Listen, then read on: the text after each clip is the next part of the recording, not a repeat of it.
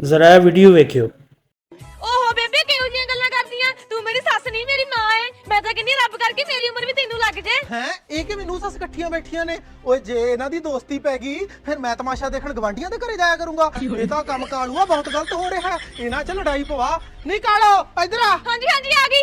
ਹਾਂਜੀ ਹਾਂਜੀ ਦੱਸੋ ਉਹ ਤੇਰੇ 'ਚ ਮਾੜੀ ਮੋਟੀ ਅਕਲ ਹੈਗੀ ਆ ਓਏ ਉਹ ਵੇਲਾ ਭੁੱਲ ਵੀ ਗਈ ਜਦੋਂ ਆਪਣਾ ਨਵਾਂ ਵਿਆਹ ਹੋਇਆ ਸੀ ਬੇਬੇ 2 ਦਿਨਾਂ ਮਗਰੋਂ ਹੀ ਤੇਰੇ ਨਾਲ ਲੜ ਪਈ ਸੀ ਉਹ ਚੱਲ ਤੇਰੇ ਨਾਲ ਲੜੀ ਤਾਂ ਲੜੀ ਤੇਰੀ ਮਾਂ ਨੂੰ ਕਿੰਨੀਆਂ ਗਾਲਾਂ ਕੱਢੀਆਂ ਸੀ ਬੇਬੇ ਨੇ ਉਹ ਚੱਲ ਬੰਦਾ ਗਾਲਾਂ ਵੀ ਕੱਢ ਲੈਂਦਾ ਪਰ ਗੰਦੀਆਂ ਗਾਲਾਂ ਤਾਂ ਨਾ ਕੱਢੇ ਯਾਰ ਹਾਂਜੀ ਸਹੀ ਗੱਲ ਹੈ ਮੈਂ ਵੀ ਕਿੱਡੀ ਬੁੱਧੂ ਆ ਆਪਦੇ ਦੁਸ਼ਮਣ ਨਾਲ ਹੀ ਬੈਠੀ ਸੀ ਮੈਂ ਸਹੀ ਗੱਲ ਆ ਇੱਥੋਂ ਮਾੜਾ ਮੋਟਾ ਦਿਮਾਗ ਤੋਂ ਕੰਮ ਲਿਆ ਕਰ ਜਾ ਮੇਰੇ ਵਾਸਤੇ ਘੁੱਟ ਕੇ ਚਾਹ ਬਣਾ ਕੇ ਲੈ ਕੇ ਆ ਠੀਕ ਆ ਜੀ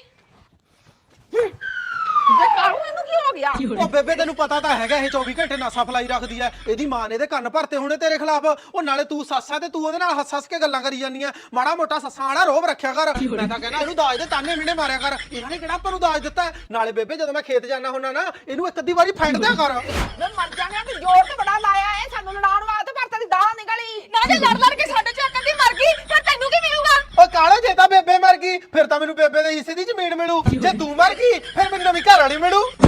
ਮੇਰਾ ਤਾਂ ਕਮਲੀਏ ਦੋਨੇ ਪਾਸੇ ਫਾਇਦਾ ਹੈ